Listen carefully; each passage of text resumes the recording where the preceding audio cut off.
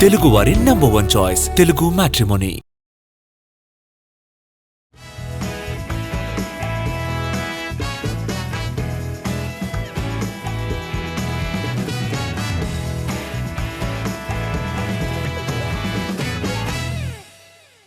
Hit లేకపోతే ఇక్కడ ఎవ్వరు చూడరు. గతమెంతో ఘనమంటే పట్టించుకోరు. ఇక్కడ ప్రస్తుతం ఏంటనేదే కావాలందరికీ. ప్రస్తుతం అలాంటి కంబ్యాక్ కోసమే కొందరు హీరోయిన్లు వేచి చూస్తున్నారు.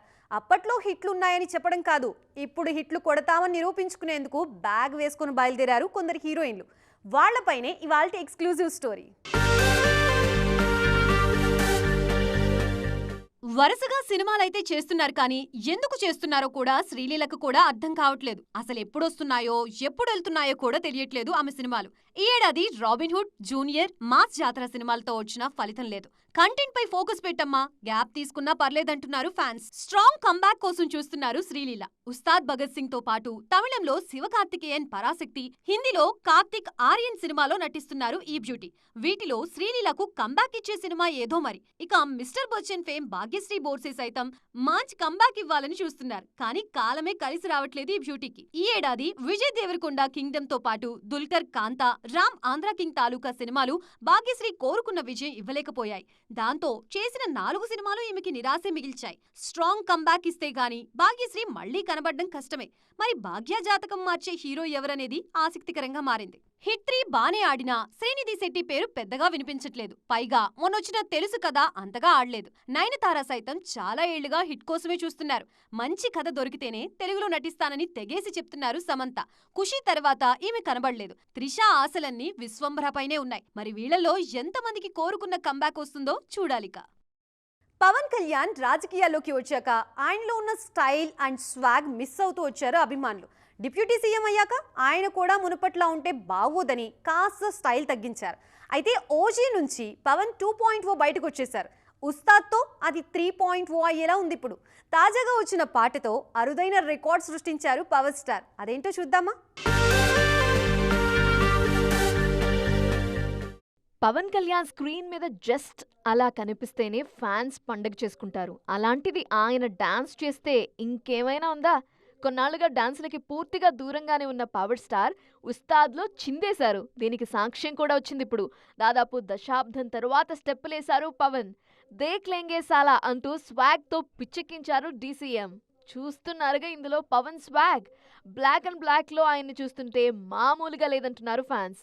ఇన్బిల్ట్ స్వాగ్తో పవన్ జస్ట్ అలా కదిలితే థియేటర్స్ ఊగిపోతాయేమో.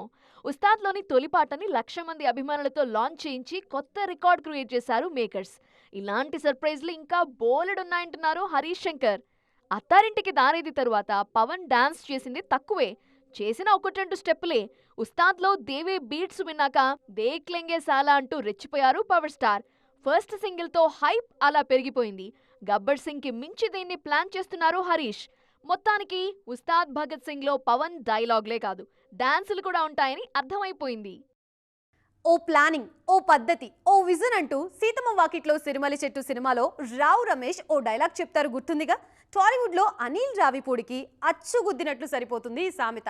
అరే, ఒక్కో డైరెక్టర్ సినిమా చేయడానికి ఏళ్లకేళ్లు తీసుకుంటుంటే ఈయన మాత్రం 6 నెలల్లో దించేస్తున్నారు. తాజాగా చిరంజీవి సినిమాపై అద్దిరిపోయే అప్డేట్ ఇచ్చారు Anil. Anil Ravipudi the non stop hit machine of Telugu cinema. హిట్లు కొట్టడం ముఖ్యం కాదు, ఆయన కొడుతున్న తీరు గురించే చర్చ మొత్తం. ఒక్కసారి షెడ్యూల్ ఫిక్స్ చేసి రంగంలోకి దిగారా? పర్ఫెక్ట్ ప్లానింగ్ తో 6 నెలలలోపే సినిమా పూర్తి చేస్తున్నారు అనిల్. తాజాగా మన శంకర వరప్రసాద్ గారు సినిమాకు కూడా ఇదే చేశారీన. తాజాగా ఈ చిత్ర షూటింగ్ కి గుమ్మడికాయ కొట్టేశారు. సంక్రాంతికి సినిమా వస్తుందని అనౌన్స్మెంట్ రోజే చెప్పారు అనిల్. మధ్యలో సినీ కార్మికుల సమ్మెతో కొన్ని రోజులు షూటింగ్ వాయిదా పడినా ఆ తర్వాత మళ్లీ షెడ్యూల్స్ ని పర్ఫెక్ట్ గా ప్లాన్ చేసుకున్నారు. అనుకున్నట్టే షూటింగ్ పూర్తి చేశారు. పైగా ఇందులో చిరంజీవితో పాటు వెంకటేష్ కూడా మనకి కీలక పాత్రలో నటిస్తున్నారు. ఈయన బర్త్డే వీడియోని కూడా విడుదల చేశారు అనిల్. తాజాగా సినిమా రిలీజ్ డేట్ పైన క్లారిటీ వచ్చేసింది. జనవరి 12న మన శంకర వరప్రసాద్ గారు ప్రేక్షకుల ముందుకొచ్చేస్తున్నారు. జనవరి 9న రాజాసాబ్ వస్తుంటే 3 రోజుల గ్యాప్ తో చిరు బరిలోకి దిగుతున్నారు. F2, సరిలేరు నీకెవ్వరు, సంక్రాంతికొస్తున్నాం తరువాత సంక్రాంతికి అనిల్ నుంచొస్తున్న 4వ సినిమా ఇది. ముందు నుంచి ఊహించిందే. అఖండ 2తో చిన్న సైజ్ అరాచకమే చేస్తున్నారు నటసింహం. అంతా బాగానే ఉన్నా ఆ ఒక్క విషయంలో మాత్రం బాలయ్య కాస్త వెనకబడ్డారు. కానీ మరో విషయంలో మాత్రం సీనియర్లలో ఏ హీరోకి సాధ్యం కాని రికార్డులు సొంతం చేసుకున్నారు. ఆల్ టైమ్ రికార్డులు సెట్ చేస్తున్నారు. మరి మిస్ అయిందేంటి? ఆ రికార్డ్స్ ఏంటి? అఖండ 2తో అనుకున్నది సాధించారు బాలయ్య. ఒకవైపు మిక్స్డ్ టాక్ కంగారు పెడుతున్నా తన స్టామినాతో ఓపెనింగ్స్ మాత్రం అద్దరగొడుతున్నారు. తొలి రోజే వరల్డ్ వైడ్ గా 59.5 కోట్ల రూపాయలు వసూలు చేసింది అఖండ 2. డాకు మహారాజ్ 56 కోట్ల దగ్గరే ఆగిపోతే దానికంటే 4 కోట్లు ఎక్కువే తెచ్చింది అఖండ 2. జోరు చూస్తుంటే వీకెండ్ లోపే 100 కోట్లు కొట్టేలా ఉన్నారు బాలయ్య. ప్రీమియర్స్ నుంచే దూకుడు చూపిస్తోంది అఖండ 2. రొటీన్ కథ యాక్షన్ ఓవర్డోస్ అయింది అన్న విమర్శలు వస్తున్నప్పటికీ తన స్టామినాతో వాటిని కనబడకుండా చేస్తున్నారు బాలయ్య. అంతా బాగానే ఉంది కానీ 6 ఏళ్ల కింద సైరా నరసింహారెడ్డి తీసుకొచ్చిన 80 కోట్ల ఓపెనింగ్ మార్క్ ని మాత్రం అందుకోలేకపోయింది అఖండ 2. ఇప్పటికీ సీనియర్స్ లో హైయెస్ట్ డే 1 చిరంజీవి పేరు మీదే ఉంది. సీనియర్ హీరోస్ లో డే 1 మిస్ అయినా ఆ సీనియర్లెవ్వరికీ సాధ్యం కాని ఆల్ టైమ్ రికార్డు ఒకటి బాలయ్య దగ్గర ఉంది. ఇప్పుడు అఖండ నుంచి వరుసగా 4 సార్లు తన సినిమాలతో 100 కోట్ల మార్క్ దాటేశారు బాలయ్య. అఖండ 2తో వరుసగా 5వసారి 100 కోట్ల క్లబ్ లోకి అడుగు పెట్టబోతున్నారు. ఇది అందుకోవడం అంత చిన్న విషయం మాత్రం కాదు. చిరంజీవి, వెంకటేష్ ఖాతాలో 200 కోట్ల సినిమాలు కూడా ఉన్నాయి కానీ వరుసగా 100 కోట్ల సినిమాలు మాత్రం లేవు. ఈ రికార్డ్ బాలయ్యకు మాత్రమే సాధ్యపడింది. వరుసగా 5 సార్లు 100 కోట్లు కొట్టడం చిన్న విషయం కాదు. ఈ రికార్డ్ ని బ్రేక్ చేయాలంటే మిగిలిన 3 సీనియర్లు కూడా బాలయ్య రేంజ్ లోనే కన్సిస్టెన్సీ మెయింటైన్ చేయాలి. మన హీరోలకు ఏమైంది? ఎలాంటి సినిమాలు చేయాలో క్లారిటీ మిస్ అవుతున్నారా? లేదంటే చేసిన ప్రతి సినిమా మిస్ అవుతుందా? తమ ఇమేజ్ క్యాష్ చేసుకోలేకపోతున్నారా? లేదంటే కమర్షియల్ సినిమాలకి అలవాటు పడి తమ ఇమేజ్ పణంగా పెడుతున్నారా? మీడియం రేంజ్ హీరోలకి ఎందుకు ఇన్ని కష్టాలు? సమస్య ఎక్కడొస్తుంది? రామ్కు క్లాస్ సినిమా వర్కౌట్ కాలేదు. అల్లరి నరేష్కు సీరియస్ సినిమాలు కలిసి రావట్లేదు. రవితేజకు మాస్ సెట్ అవ్వట్లేదు.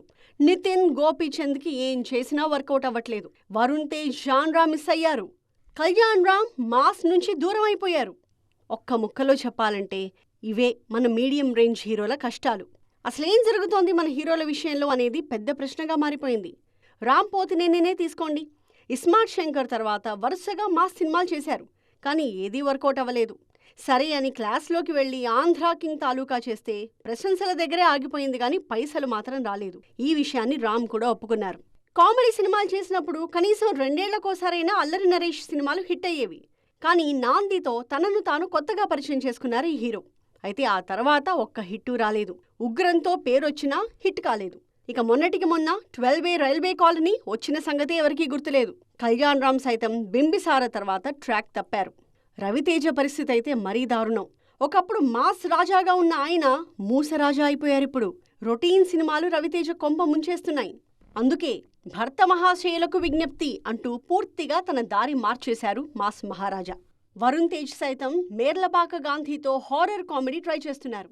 ఇక నితిన్ హిట్ కోసం ఏం చేస్తారో ఆయనకే తెలియాలి. మరి మొత్తానికి వీళ్ల కష్టాలన్నీ ఎప్పటికి తీరుతాయో. దురంధర్ 2025 బిగ్గెస్ట్ హిట్ అవుతుందా? బాక్స్ ఆఫీస్ దగ్గర సంచలనం సృష్టిస్తున్న ఈ చిత్రం 1000 కోట్ల క్లబ్లో చేరుతుందా? ఆ అవకాశం ఎంతవరకు ఉంది? ఆ 6 దేశాల్లో బ్యాన్ చేయడం దురంధర్ కలెక్షన్ల మీద ఎంతవరకు ఎఫెక్ట్ చూపించబోతుంది? అసలు 2025లో అత్యధిక కలెక్షన్స్ తీసుకొచ్చిన సినిమాలేంటి? అవి వసూలు చేసిందెంత? ఇండియన్ బాక్సాఫీస్ దగ్గర ఇప్పుడు ఈ పేరు తప్ప మరోటి వినిపించట్లేదు. కేవలం నార్త్లోనే కాదు, హైదరాబాద్ సహా చాలా సౌత్ సిటీస్లో హౌస్ఫుల్స్తో దూసుకుపోతోంది దురంధర్. ఇప్పటికే వరల్డ్ వైడ్గా 372 కోట్లు వసూలు చేసింది మూవీ. గల్ఫ్ కంట్రీస్లో బ్యాన్ అయినా కూడా మిగిలిన చోట్ల రఫ్ఫాడిస్తోంది దురంధర్. 2025లో హైయెస్ట్ గ్రాసర్గా నిలిచే అవకాశాలు దురంధర్కున్నాయా అనేది అనుమానమే. ఎందుకంటే కాంతారా చాప్టర్ 1 దాదాపు 850 కోట్ల గ్రాస్ వసూలు చేసింది. అయితే అందులో తొలివారమే 600 కోట్లొచ్చాయి.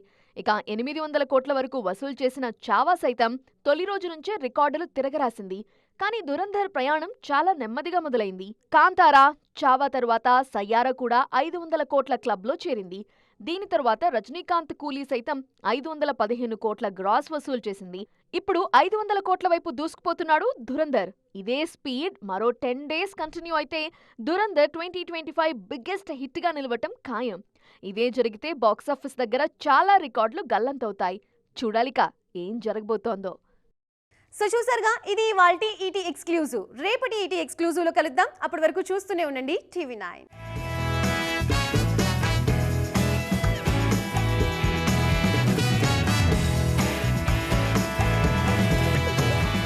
తెలుగు వారి నంబర్ 1 చాయిస్ తెలుగు మ్యాట్రిమోనీ.